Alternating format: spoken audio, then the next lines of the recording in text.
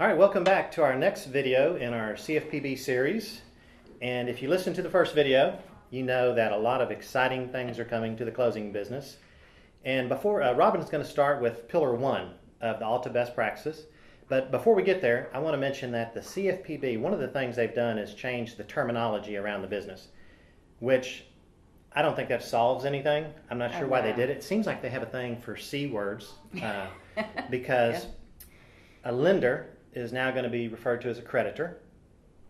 Seems kind of weird to think of your bank or your mortgage company as the creditor. Borrowers and sellers are going to be referred to as consumers.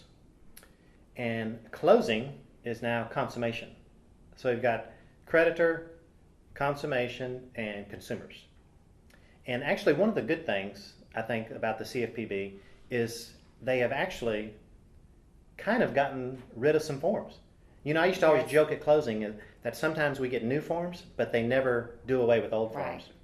So we've actually got our HUD-1 or our settlement statement, our closing statement. That's also called a C word. It's called the closing disclosure form, which some people are starting to call the CD or the CDF. Mm-hmm. And then your good faith estimate is now the loan estimate, which I like that better. That's more descriptive. Yeah. Okay, so Robin, tell us about Pillar 1. Now this is Pillar 1 of 7, and we'll have a separate video for each one.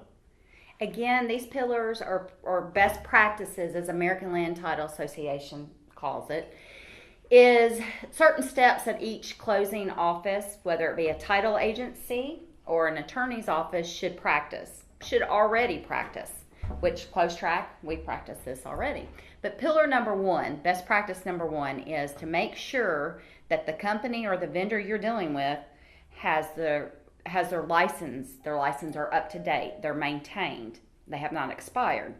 And with license, we're talking about whether it be your attorney, your bar license for the state that you are licensed to practice law in.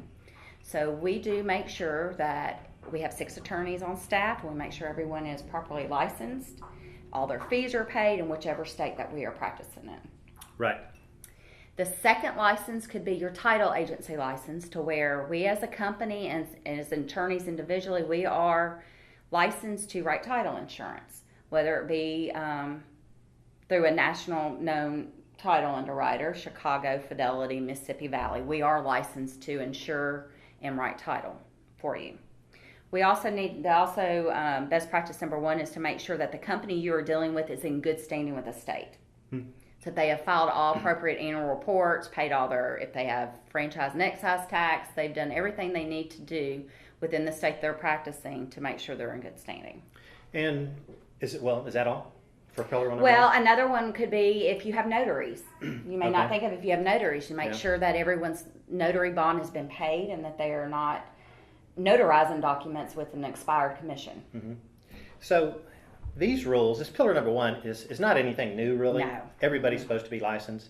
But like with many things, it comes down to enforcement and who's going to regulate and oversee all this. And part of the CFPB, what they're requiring is lenders to make sure that we are in compliance. So now there's this whole cottage industry almost that's starting to develop of auditors who are going to start to come in and make sure we're complying with all these best practices and pillars and so on. And one of the main things that they want vendors to do is to have it in written format. Right.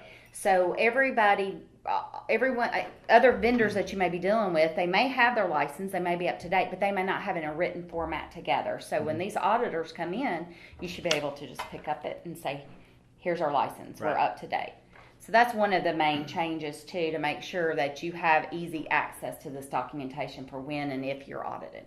And as I mentioned in the first video, some people who have been in the business, doing attorneys' offices like us, doing closings, are getting out of the business because of all these regulations. Right. One, there's the overhead of compliance, just doing all this stuff, which a lot, like you said, a lot of it's stuff we do already, but now we have to put it in writing. And then we're also going to be audited by various companies around the country.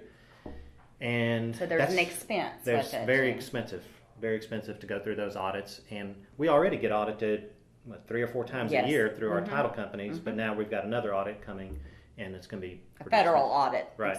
Basically. So that's it for Pillar 1. tune into the next video. Again, CloseTrak.com/CFPB for pillar number 2. Have a great day. All right.